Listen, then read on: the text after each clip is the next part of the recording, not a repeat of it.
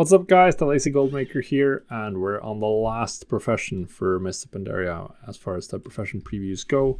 Today we're looking at tailoring. So what can you craft? Well, you have spell thread, which is the leg enchant for casters and healers, essentially. There's one new bag recipe, and there's a bunch of cloth armor. That's sort of it. Obviously, you also get to craft the bolts that you craft with and this imperial silk material, which is quite important. But as far as items go, it's a bunch of gear, the spell thread, and a single bag for the first phase. Now, the imperial silk is quite important. This is something you can craft once a day, and it's bind on pickup. Or if you farm Spirits of Harmony, you can craft as many as you want, or as many as you have Spirits of Harmony for. But these are also bind on pickup. They are used for the max level spell threads, the best ones that people are going to want for their mains.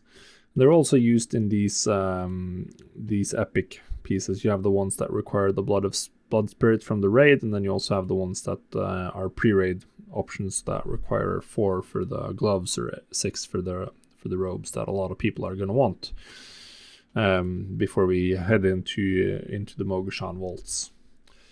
But yeah, that's limited once a day for the Imperial Silk, at least unless you farm Spirit of Harmony. So you need to pick and choose what you're going to craft with those, and that's going to be quite limiting for the epics. Now you do also have obviously the catch-up PvP gear or the entry-level PvP gear in terms of the contenders set. This is a item type general that has been really good for me. I sold so much entry-level PvP gear in Cataclysm, and in Wrath. The recipes for these, you need to buy them for 1 Spirit of Harmony, and it's 2 different contender set. So it's going to be 1 for casters and 1 for healers.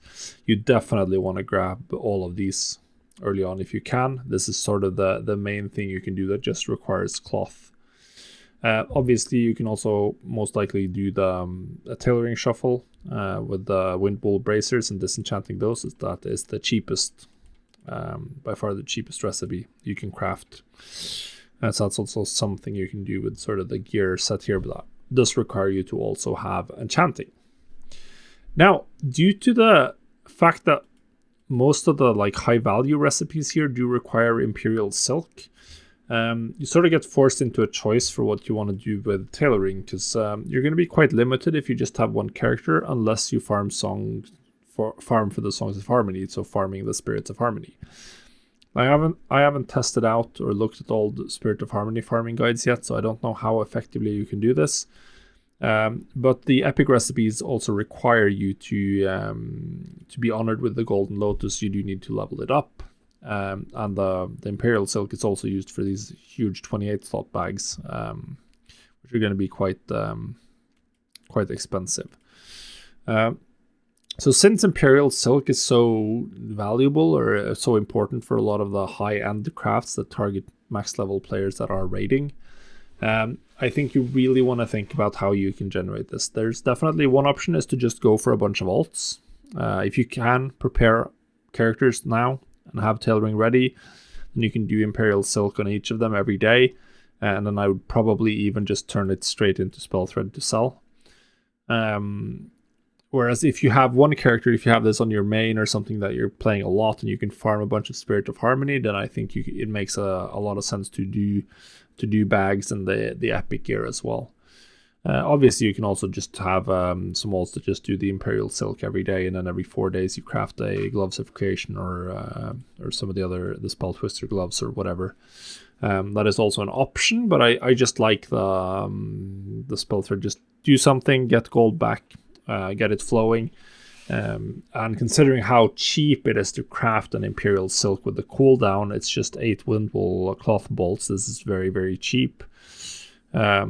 The spell thread is probably going to have some very attractive margins because people can't mass craft these unless they're farming a lot of Spirit of Harmony, and Spirit of Harmony can also be used for loads of other stuff, including just the Spirit of Harmony vendor to turn into other materials.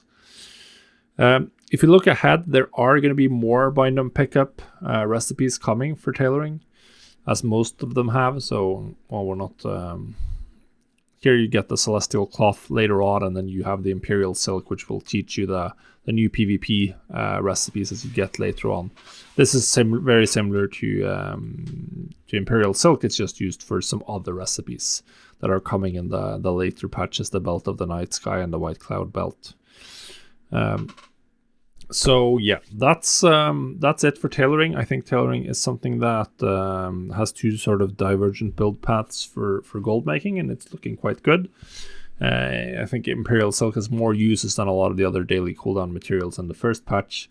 It's something that very clearly has some nice economic value if you want to farm Spirits of Harmony. So yeah, that's it.